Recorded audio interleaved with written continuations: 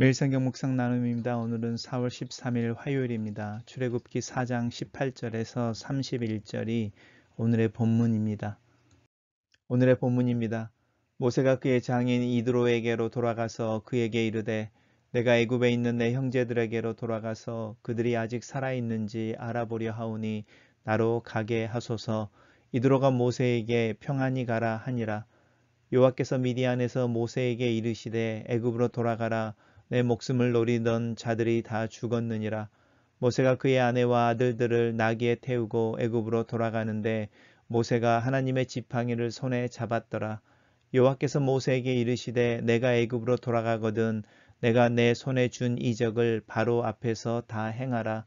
그러나 내가 그의 마음을 완악하게 한즉 그가 백성을 보내주지 아니하리니 너는 바로에게 이르기를 여호와의 말씀에 이스라엘은 내 아들 내 장자라. 내가 내게 이르기를 내 아들을 보내주어 나를 섬기게 하라 하여도 내가 보내기를 거절하니 내가 내 아들 내 장자를 죽이리라 하셨다 하라 하시니라. 모세가 길을 가다 숙소에 있을 때에 여호와께서 그를 만나사 그를 죽이려고 하신지라. 십보라가 돌칼을 가져다가 그의 아들의 포피를 베어 그의 발에 갖다 대며 이르되 당신은 참으로 내게 피 남편이로다 하니 여호와께서 그를 놓아 주시느니라.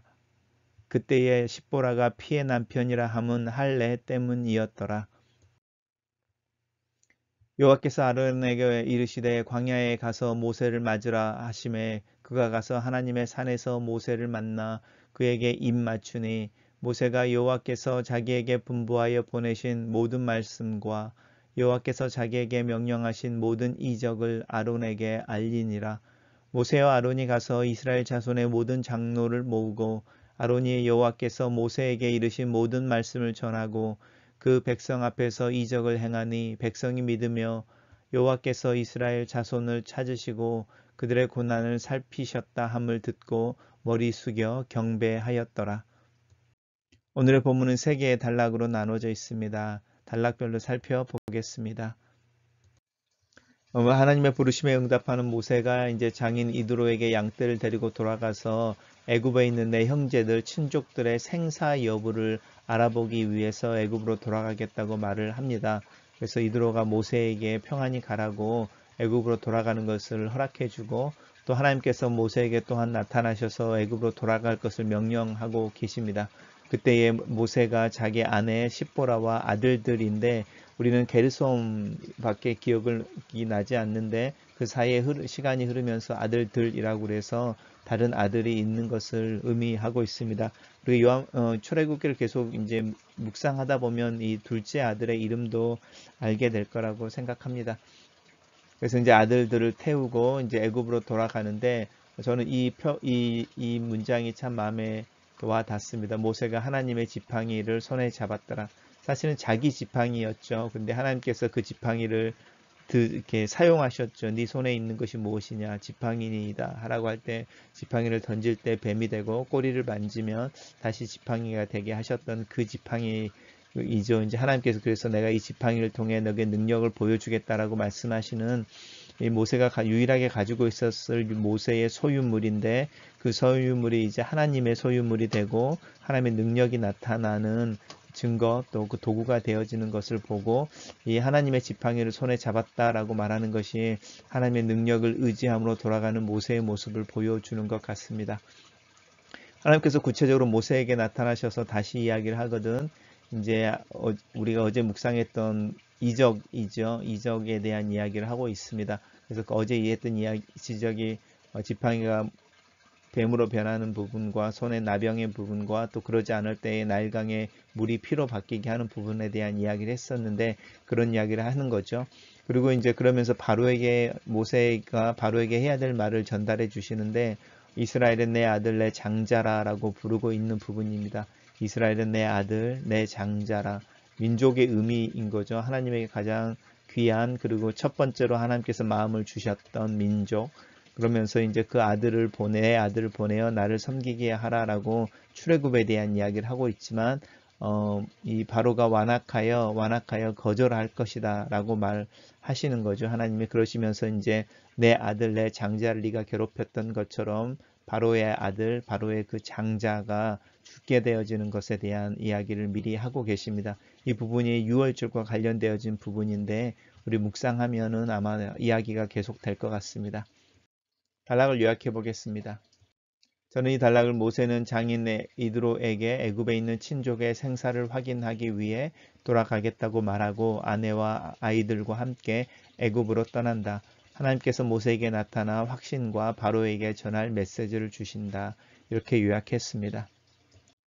두 번째 단락입니다. 두 번째 단락은 이제 그렇게 애굽으로 돌아가는 길이죠. 아내와 아들들을 데리고 길을 가다가 숙소에 있을 때라고 말하는데 이 길의 숙소라고 하는 것은 그 당시에 여행자들이 머무는 어떤 움막 같은 부분입니다. 그러니까 우리가 이야기하는 여인숙이라기 하기보다는 그냥 우리가 등산이나 또 여행을 하다 보면은 이렇게 피난처처럼 쉘터가 만들어져 있는데 고대에도 그런 부분들이 이렇게 있어서 여행하던 사람들이 밤에 이제 추위나 또 짐승들을 피해서 머물 수 있는 공간들이 있었던 것 같습니다. 이제 그렇게 머무를 때에 우리가 이해할 수 없는 부분이긴 합니다. 하나님이 갑자기 모세를 죽이려 하셨다 이렇게 이야기하는데 정말로 모세를 만나서 죽이려고 하셨다는 그 장면에 대해서 이제 우리가 어떻게 이야기를 할 수 있을까 할 때 정말로 천사가 나타나서 모세를 죽이려고 하는 것처럼 아니면 하나님이 직접 모세를 죽이려고 하시는 그런 어떤 형태에 대해서 우리가 상상을 해볼 수도 있지만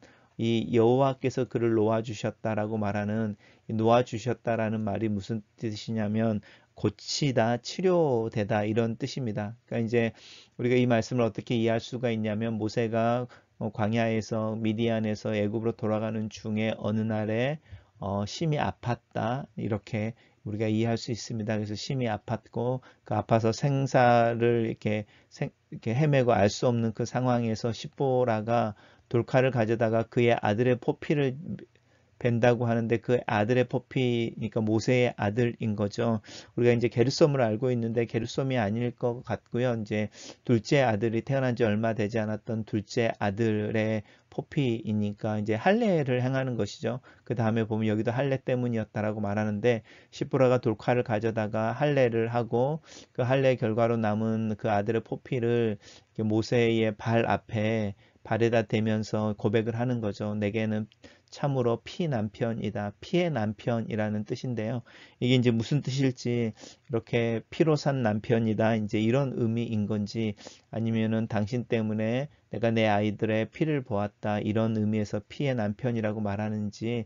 그런데 어쨌든 그 내용에 대해서는 정확하게 알 수가 없지만 시포라가 모세를 피의 남편이라고 부른 것은 바로 이 할례와 연관이 되어져 있었고 또 이 할례 때문에 이 모세가 이 병듦에서 치료가 되어졌다라는 부분이고 그러고 보면 하나님께서 모세를 만나 죽이려고 하셨다라고 하는 모세가 아파서 생사를 이제 헤매게 되는 그런 지경의 어떤 아픔의 근원이 어쩌면 모세가 둘째 아들에게 행하지 않았던 할례 때문이었을까? 이제 우리가 그렇게 추측은 해볼 수 있지만 정확하게 그것 때문이었다라고 말할 수는 없습니다. 왜냐하면 다른 데서는 어떤 이제 그 당시 문화를 연구하는 신학자들이나 학자들은 무슨 이야기를 하냐면 그 당시에 이제 이 배경을 놓고 조금 다르게 해석하는 분들도 있습니다. 예를 들어서 모세가 지금 현재 애굽으로 돌아가려고 하는데 애굽을 떠나왔을 때의 죄가 여전히 모세에게 남아 있는 거죠. 애굽 사람을 죽였던 어떤 그 살인에 대한 죄가 남아 있는 것이죠. 그랬을 때의 그 살인이라고 하는 그 죄에 대한 대가를 누군가가 지불하고 또 감당을 해내야 하는데 그 당시에는 어떤 결혼한 남자가 있을 때 그 결혼한 남자의 처가에서 그 결혼한 남자의 사위죠. 사위의 죄가를 대신 지불하고 보증을 서주는 그런 문화가 있었다고 합니다.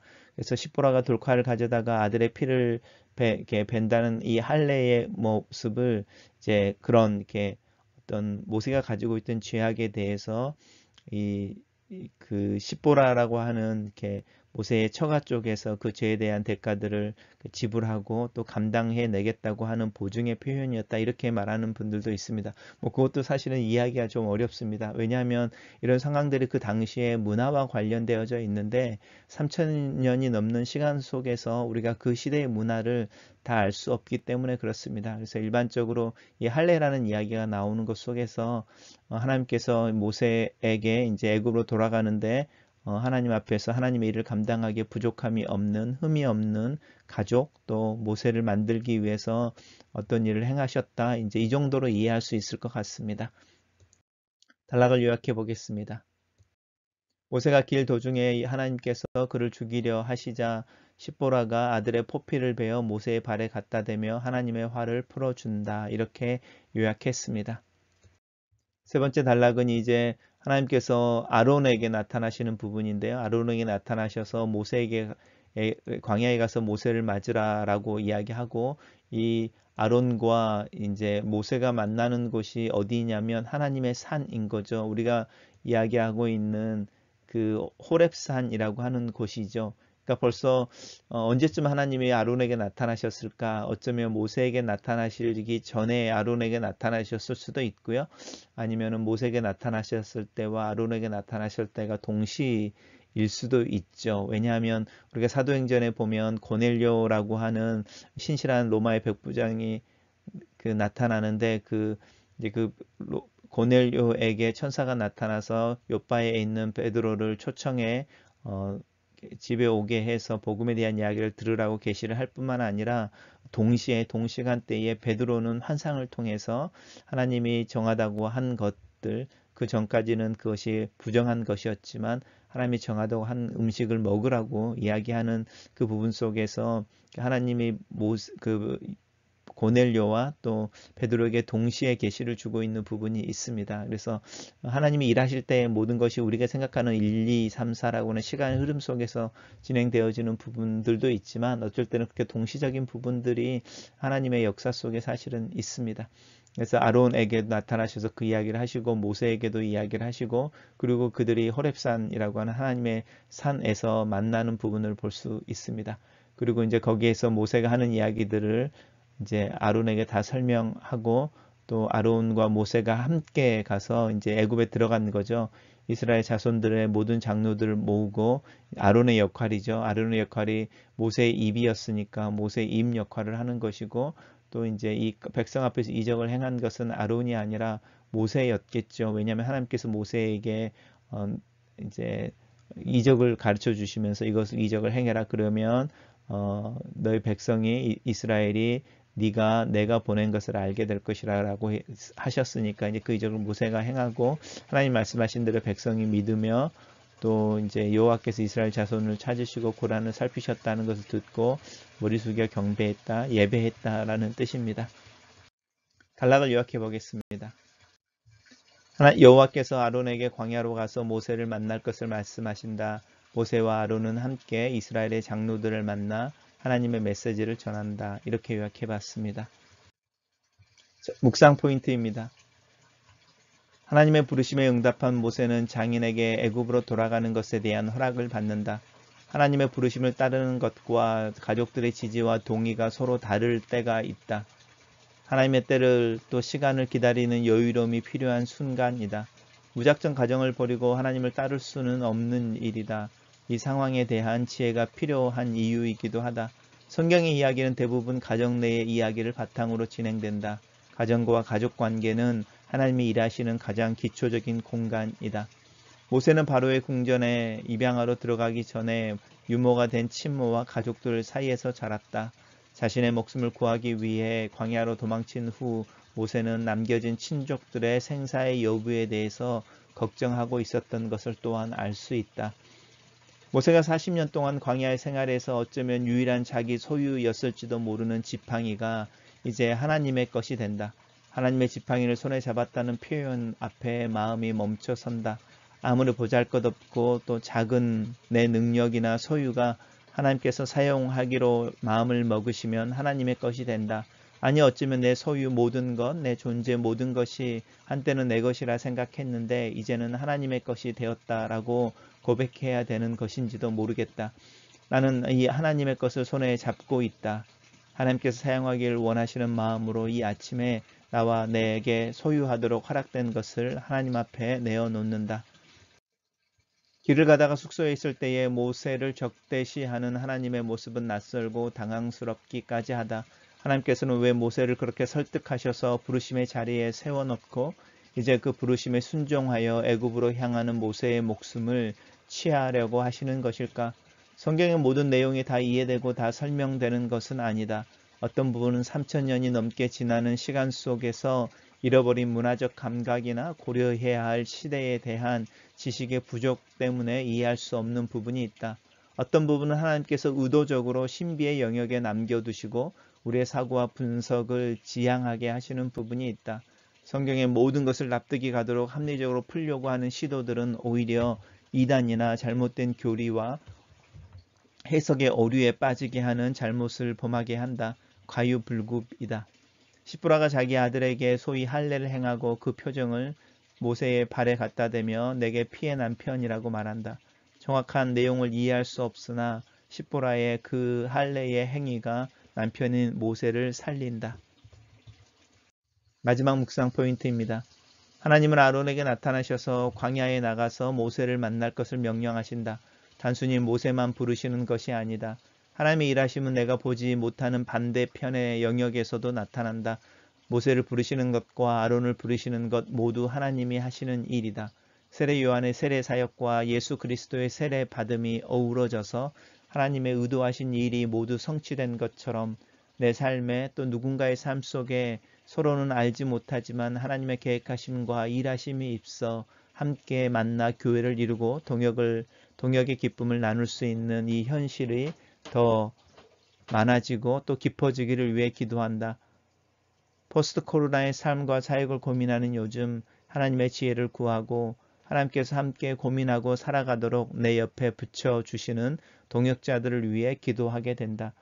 모세는 아론에게 자신이 경험한 일과 하나님께서 명령하신 모든 것을 아론에게 말한다. 그리고 그들은 함께 이스라엘의 모든 장로들을 만난다. 아론은 그들에게 하나님께서 모세에게 이르신 모든 말을 전한다. 이스라엘 백성들은 모세의 이적을 통해 하나님께서 아론과 모세를 세우신 것을 믿으며 하나님께서 이스라엘 자손을 찾으시고 고난을 살피신 것을 감사하고 예배한다. 어려운 시기를 지나는 요즘 누군가에게 아론과 모세 같이 하나님의 위로와 격려의 메시지를 전달하는 자로 서게 되기를 기도한다. 나를 통하여 이 시대를 향한 하나님의 뜻이 드러나기를 기도한다. 이 하나님의 뜻을 분별하고 순종하여 살아가는 길에 함께하는 동역자들을 위해 기도한다. 글로 쓰는 기도입니다. 모세와 아론이 함께하는 모습 속에서 동역의 아름다운 모습을 봅니다. 둘 사이에 하나님의 행하신 일에 대해 숨김이 없고 각자에게 주어진 일과 역할을 감당하는 모습이 참 아름답습니다. 하나님 나에게도 아론과 같으니 또 내가 누군가에게 모세처럼 또 아론처럼 설 수 있는 일을 붙여 주시옵소서. 함께 삶과 믿음을 나누고 하나님께서 시키신 일을 함께 해나가는 동역의 경험과 기쁨을 더하여 주소서. 혼자는 살 수 없고 혼자는 이룰 수 없는 교회를 교우들과 함께 세워갈 수 있도록 은혜를 주시고 이렇게 만들어진 교회가 하나님의 이 시대를 향한 돌봄과 기억하시고 일하시는 증거 또 수단이 되어지기를 될 수 있기를 기도합니다. 하나님 나로 하나님의 부르심을 따라 사는 자가 되게 도와주시옵소서. 교회를 세우는 일과 영혼을 구원하여 제자를 삼는 일에 문을 열어 주시옵소서. 하나님의 말씀을 따라 온전하게 살아가기 위해 씨름하는 자가 되기를 원합니다. 이 동일한 꿈과 목표를 향하여 함께 가며 함께 훈련하는 이들을 도와여 주시옵소서. 이 동역이 가정에서부터 또 가족에서부터 시작되게 도우시옵소서. 이 동역이 확장되고 깊어지게 하소서. 흩어져 만나지 못하는 교우들을 위해 이 아침에 기도합니다. 건강과 주님의 돌보신 은혜와 믿음이 그들과 함께 있기를 기도합니다. 아멘.